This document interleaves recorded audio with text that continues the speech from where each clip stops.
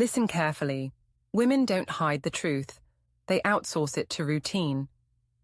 You just never learned how to read the routine. If you value truth over comfortable lies, hit that like and hype buttons immediately. Subscribe to this channel and tell me in the comments what city you're watching from. I want to know where my strongest, most aware men are tuning in tonight. I'm going to tell you something that'll make you uncomfortable. She's not lying to you in grand, theatrical ways. She's lying in calendar blocks, in grocery store timing, in the way her gym schedule suddenly requires a Tuesday 6:40 p.m. slot when you know for a fact that location closes at 6:30.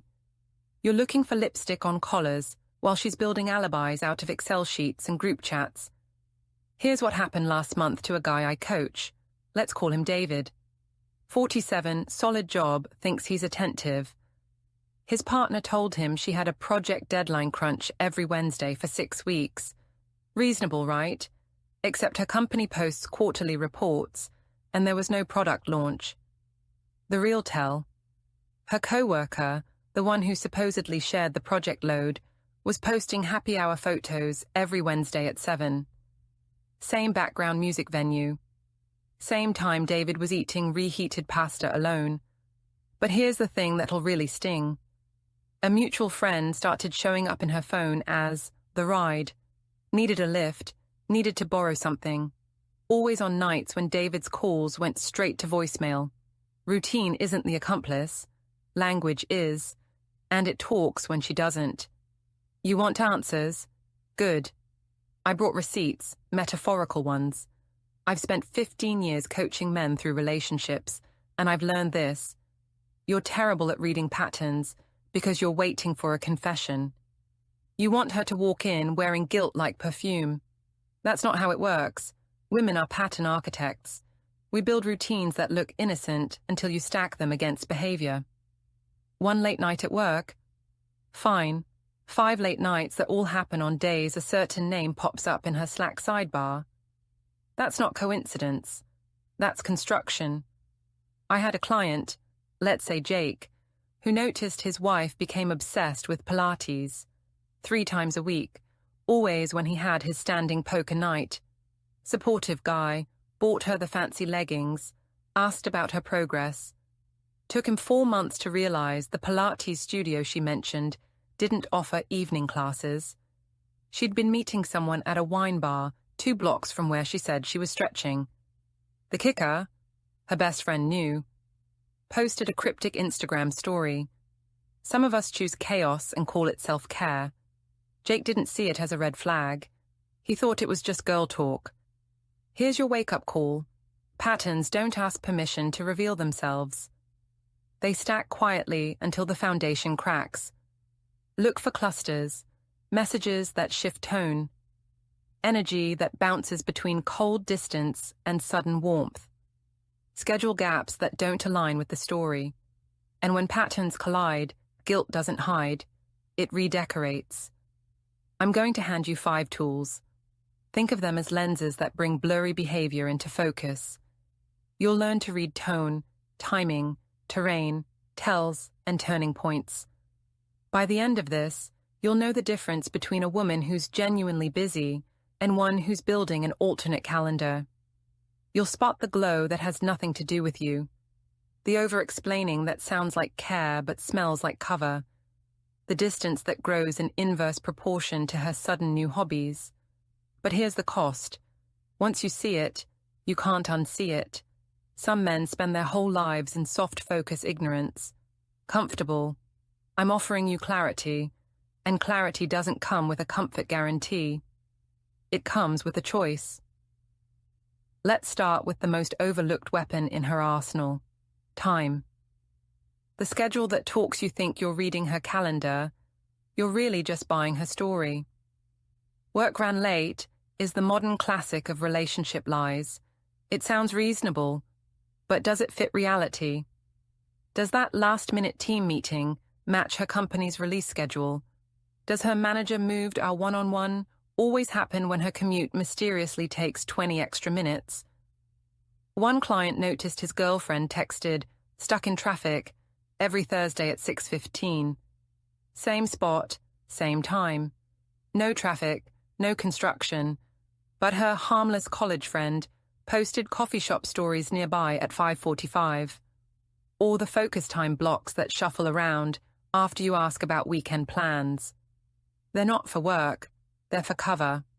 Watch for patterns, leaving the gym at 6:40 every Monday, but the gym closes at 6:30. Not forgetfulness, a tell. And the alibi friend, the one who needs a ride or help moving. No one moves 3 times in 2 months. Ask this. Walk me through your Monday, minute by minute. Say it gently, then listen. Real memory is casual. Guilt is detailed. Time isn't the sharpest blade. Tone is. The messaging micro-lies. Words expose more than we think. Not the big ones, the small ones, the timing, the tone. When she suddenly switches to apps with disappearing messages for nothing important, pay attention. When emojis fade, or her once casual texts turn formal and polished, she's building distance. Over-explaining is the giveaway.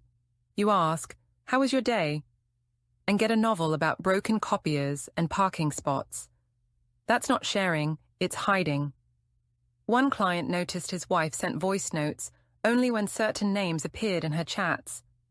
"I was driving," she said. "Sure, but voice notes can't be screenshotted." Or the Slack illusion. She's active at work but ignores your text for hours. Then claims, "Phone was on silent." Check the timestamps. She was just silent with you. When your private jokes disappear and new ones appear you don't get, that's emotional migration. Remember this. Tell me the headline, not the novel. Real talk is brief, guilt rambles, words mask it, but energy always leaks through. Social alibis and triangulation. You see her brunch story, looks innocent, but the restaurant tag doesn't match the food. The timestamp doesn't match her slept in till noon. Social media isn't truth. It's storytelling. She's always in group photos but never tagged, always too tired when it's you. That's not fatigue, it's strategy. Watch the comments. One guy, Brian, always reacts first. Late night, weekend, random post.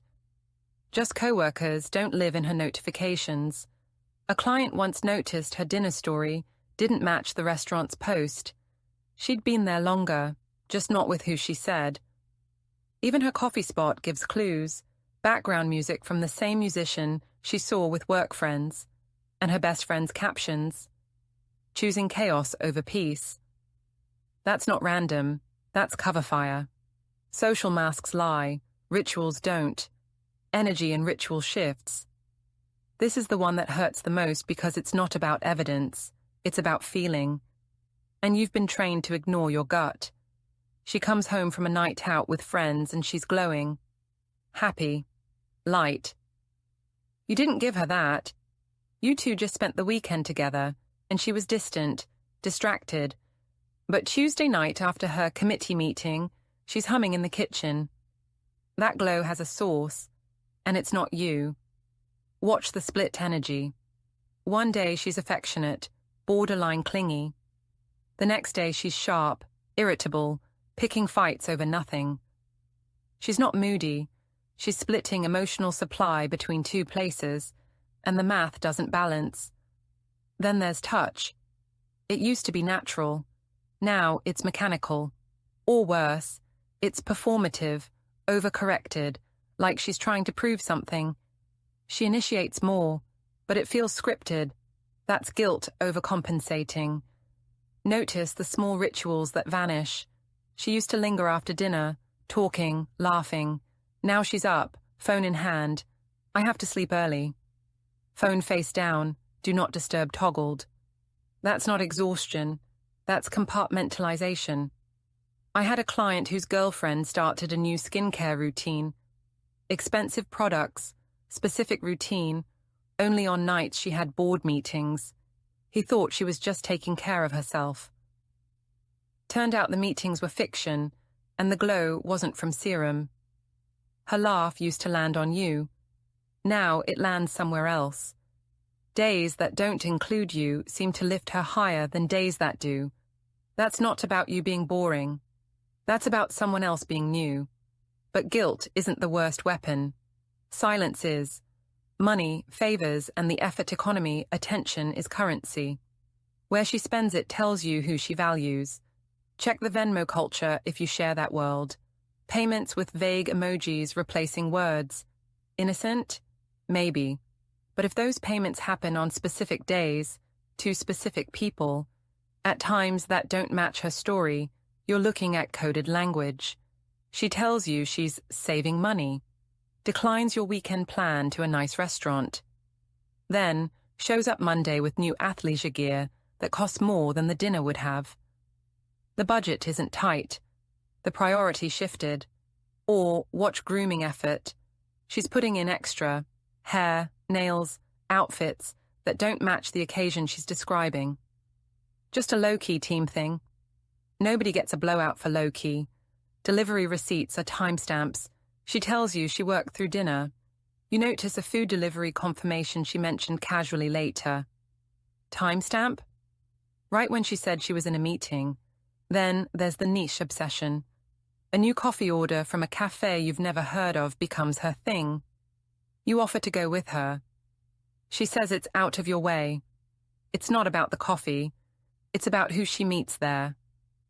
I coached a guy whose girlfriend suddenly cared about sneaker drops, limited releases, specific brands.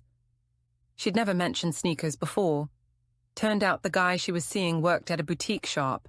Every drop day was a visit, and she'd come home with new shoes she said were on sale. Here's the gut punch. Effort is a mirror.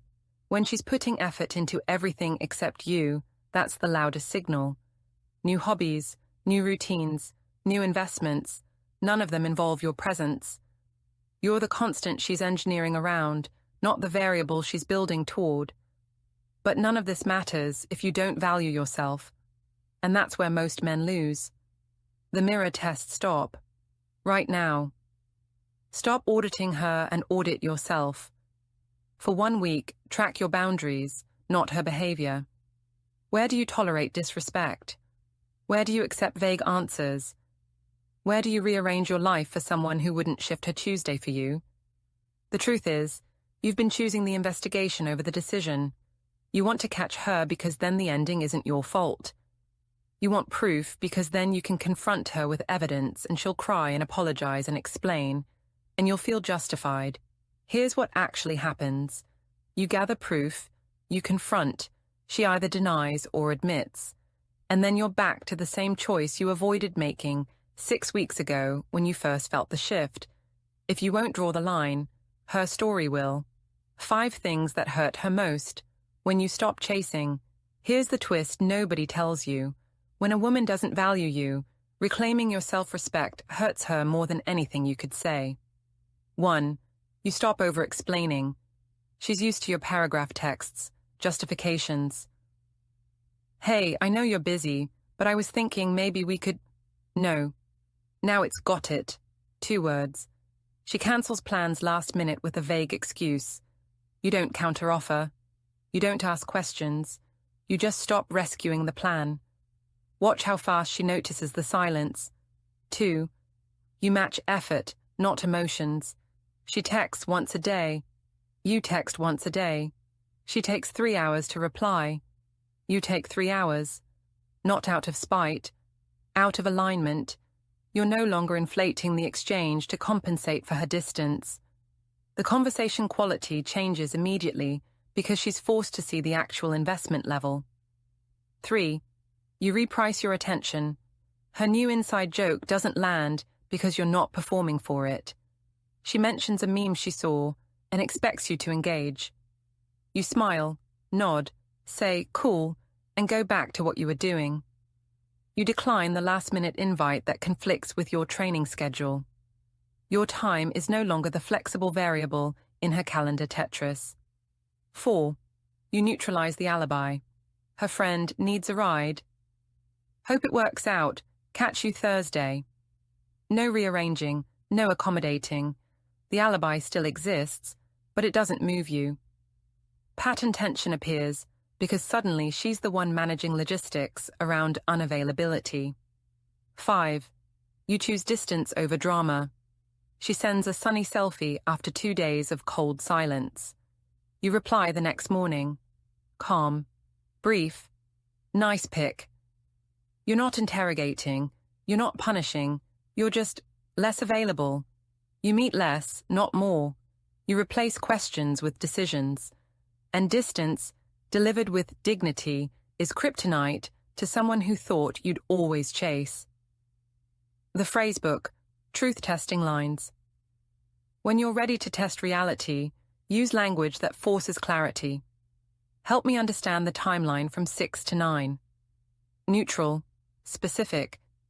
If she floods you with filler, well, I left at 6, but then I realized I forgot my badge, so I went back, and then traffic was awful, and then I stopped for gas.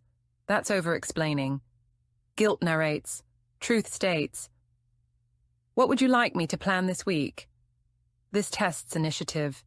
If she's drifting, she'll be vague, passive. I don't know, whatever you want. That's not flexibility. That's disengagement. Is there anything I should know to be a better partner this month? Track the answer over time. If she says no, everything's great, but her behavior screams distance, the gap between words and actions is your answer. If she answers everything except the timeline, underline it. The avoidance is the answer. Decision tree. When patterns stack. If the patterns are weak, 1 or 2 signals, inconsistent, communicate. I've noticed you seem distant lately. What's going on? Observe for 2 more weeks. Give space for honesty. If the patterns are strong, 5 or more signals, consistent over 3 weeks, reduce access. Don't announce it. Just become less available. Raise your standards. Set a check-in date with yourself. I'll revisit this in 2 weeks and decide based on change, not promises. If the patterns show outright disrespect, lies you can prove, timelines that collapse under basic scrutiny, alibis that insult your intelligence, exit clean. Facts over fights. This isn't working for me. I wish you well. No dramatic showdown. No giving her a chance to rewrite the narrative. You already know. Multiple small signals will always outweigh one dramatic reveal. She's not going to walk in and confess. You're going to see the pattern long before she admits it, and waiting for her confession is just delaying your decision. The final truth. Here's what you were avoiding. She didn't fool you. You fooled yourself. Every time you called her pattern busy. Every time you accepted work ran late, without checking if it aligned with her company's rhythm. Every time you believed the friend who always needed a ride was just unlucky with timing. You wanted to believe her because the alternative meant starting over. Meant admitting you missed the signs for months. Meant facing people and saying, yeah, I didn't see it. But seeing it now doesn't make you stupid. Ignoring it from here forward does. You're not a detective. You're the lead in your own life. Stop gathering evidence for a trial that'll never happen and start making decisions based on what you already know. The pattern isn't a mystery. It's a message. She's showing you who she is. Believe her. And when you finally walk away, calm, clear, no shouting match, no grand confrontation, she'll realize too late that you weren't the fool. You were just done being one.